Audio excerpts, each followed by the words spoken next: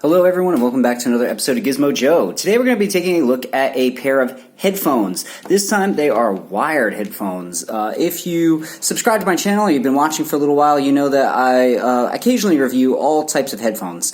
The main reason being is because number one, I love music, but number two, I take a lot of public transport. I don't have a car and I live in a city, so therefore I'm constantly on the bus or on the tram or just hoofing it through the city, and I like to listen to music or podcasts when I do so. So I'm always on the lookout for good headphones that are also somewhat affordable. A lot of headphones, especially from Bose, your Apple AirPods, all that sort of stuff, can run you hundreds of dollars.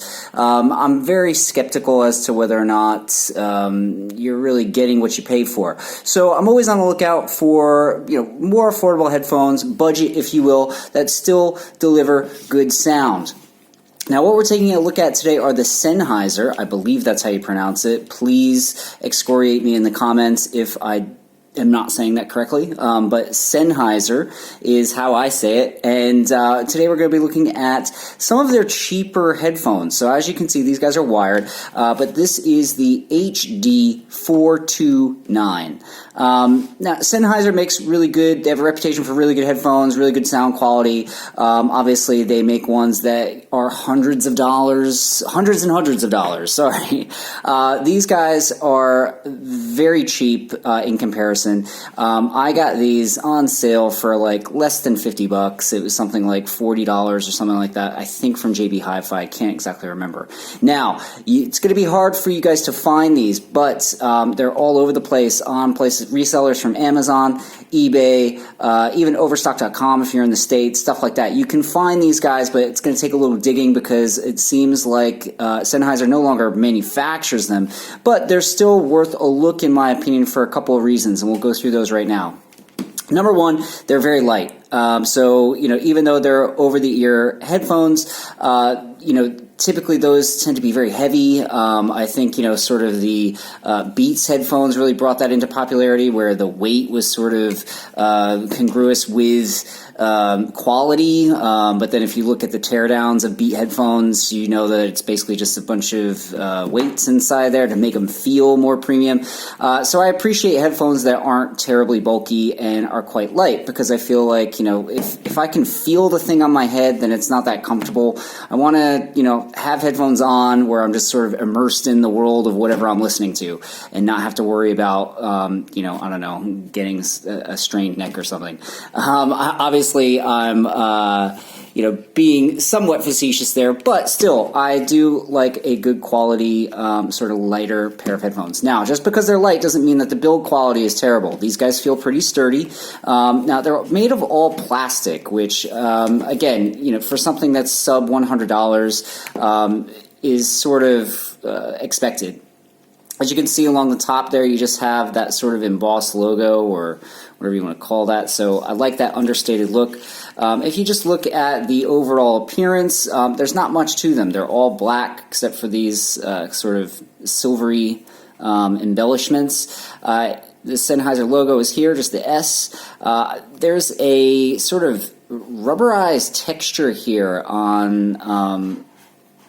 I don't even know how to describe it, but it does have a nice touch. It sort of looks a little bit more premium, but again, these guys are very much in the budget realm. They're plastic. It is what it is. Now, up on the top of the headband, you have this squishy sort of comfort pad. I have to admit that I don't mind this. I actually find that this is pretty comfortable. It's not terribly squishy where it's, kind of feels cheap or whatever, but it does provide a certain amount of comfort when you have these guys on your head. The ear cups themselves are quite squishy, quite comfortable. Your ears obviously are, these headphones are over the ear, so your ear is completely inside. They're not noise canceling though, however, it does a good job of kind of keeping out sort of ambient world noise. Like I said, when I walk around in the city with these guys, I can still hear stuff, but it definitely sort of isolates the sound, allows me to essentially get into the music or whatever a little bit better. This cable is incredibly long. If I had to estimate, I'm not sure exactly how long it is. It's probably a good 2 meters or so, maybe even longer than that. Usually what I have to do is kind of use a little cable tie and just wrap them up because they're a bit too long.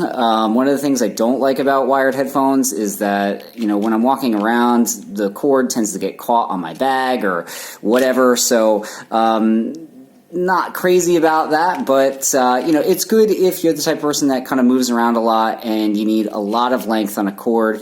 It's great that you don't have to necessarily shell out for an extension cable or anything like that. One thing I will say about the cord is that it doesn't tangle. It's got sort of a rubberized sort of jacket to it, but as you can see, it's very thin. I don't particularly like that. I feel like, you know, I don't know, it's just doesn't feel like the best quality. I mean, it is. I don't have any, you know, qualms about what it does, but I don't know. I just feel like, you know, a thicker cable might have been a little bit better here. But again, it's so long that if it was thicker, obviously that would cause other problems. But again, thicker cable would be my preference. Now, as far as sound quality is concerned, these guys are pretty good. I have to admit that everything sounds really crisp and you know, really clear. Everything sort of pops. As far as the bass, look, it could be a little bit deeper, but it doesn't. What's the best way to phrase this? It doesn't distort anything at higher volumes, which I find really good. Yeah, so I mean, these guys are pretty good. So if you're in the market for cheap sort of over-the-ear headphones, again, with a decent brand, good warranty, all that sort of stuff, good track record, the HD429s by Sennheiser are a good place to start. They're not terribly expensive, excellent sound quality for the price. Anyway, that's going to do it, guys. Thanks for watching. As always, hit that like and subscribe button, and I'll be back soon with another video. This is Gizmo Joe, signing off.